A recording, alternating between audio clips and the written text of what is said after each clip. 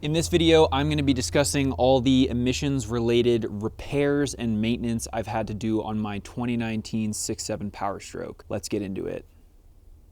First up is the EGR, and I have done zero maintenance.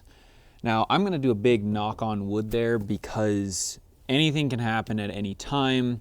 These emission systems are very finicky, they have a lot of sensors, they're complicated, but knock on wood, I have had to do zero for the EGR. I haven't gotten any EGR fault codes, any sensor codes. I haven't had any issues with the EGR being plugged. Now, I did, as you'll notice, remove my upper intake pipe and swap it for the pusher intake manifold system.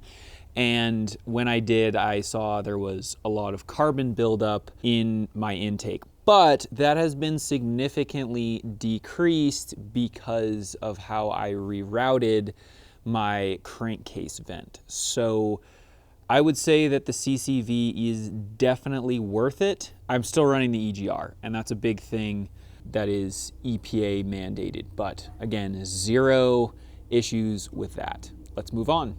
Okay, now moving on to the SCR system. The reason we're looking at my DEF tank is because this is the one thing that had to be replaced. Thankfully, it was done under warranty. But the only issue I've had with the SCR is that the injector hose got all cracked up and was leaking.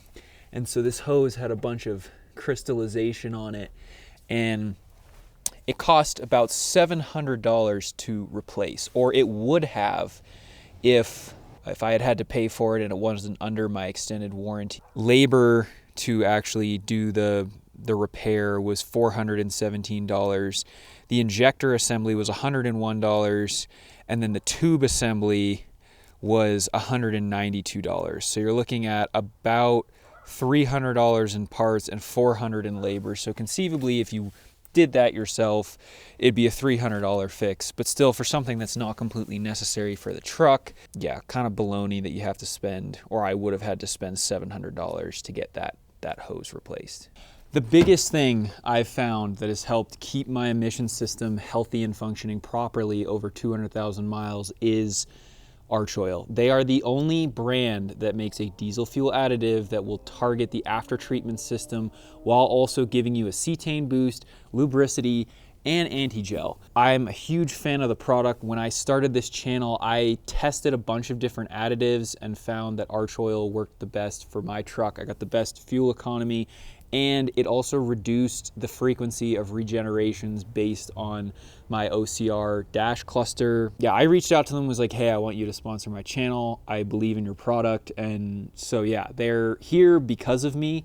Give Arch Oil a try. You won't regret it. And if you do, it's 100% money back guarantee. So I mean, what do you really have to lose?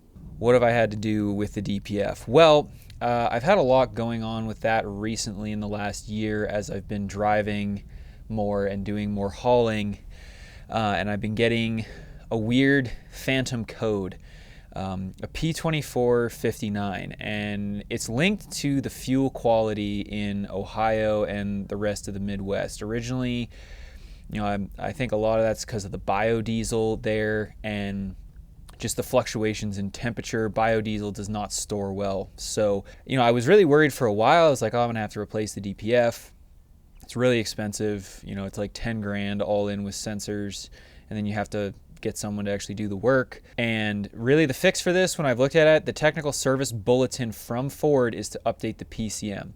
So I did go see PTT with A-Rod, who is one of the best PowerStroke diagnostic techs in the country, and we updated the PCM. That didn't work. I still got the code. Then we decided to kind of try some stuff, you know, and I went out and I got a $92 DPF pressure sensor to see if the pressure sensor was bad. That wasn't it either. But I just filled up at a fuel station that I know has better quality fuel locally here in the Denver area and drove to Los Angeles. And on my return trip, the truck went 900 miles without going through a regen. So now, don't you think that a DPF that's plugged up with ash, it wouldn't matter if it's dyno diesel or biodiesel? Wouldn't it mean that the truck wouldn't be able to go 900 miles before regenning. And Ford, for those of you that don't know, has a hard program in trucks that don't have operator commanded regen turn on. So most Fords regenerate every 500 miles. It's just they'll go 500, when they hit that hard wall, they'll start the regen again. The only way to stop that is to turn on OCR and then disable the automatic regen, and then you can run way longer if your truck's not making a lot of soot. All that to say that the DPF health is very good when I get the right quality fuel and when I'm not spending my money on dog shit fuel. What that tells me is that a lot of people use the emissions stuff as a scapegoat for their poor maintenance habits. They blame it on the truck. And I think if you're willing to go a little bit out of your way and take care of these things, and if you know how to drive them, you're driving them on the highway, you're not just putzing around town, you know, work the truck, run the truck, drive it. Emissions or no, I mean, it doesn't matter. Any vehicle is going to run way better if you're running it at operating temperature and getting it hot. I think far too many people are concerned about their vehicles overheating.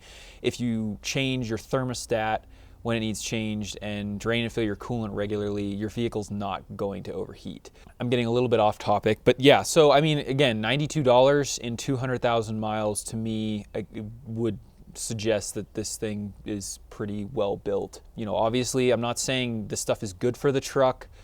I don't agree with any of it. Ideally, I think the consumer should have the right to do what they want with their vehicle because it's theirs. But I also don't think poor maintenance habits, like you can't just blame your vehicle problems on emissions when you have terrible maintenance habits. So I do think people got away with kind of abusing the older diesels because, again, there weren't these very sensitive sensors and tweaky systems and all this crap. EGR, no maintenance, no repairs. SCR, pretty decent size repair but covered under warranty. And then DPF, weird phantom code thingy because of crappy fuel, but $92 only spent on the PCM reflash and the DPF pressure sensor. So all in all, not bad for 200K. So hopefully she keeps rolling. Thank you very much for watching this video. I appreciate it. Please consider subscribing, and we'll see you next time here on PowerStroke Maintenance. Cheers.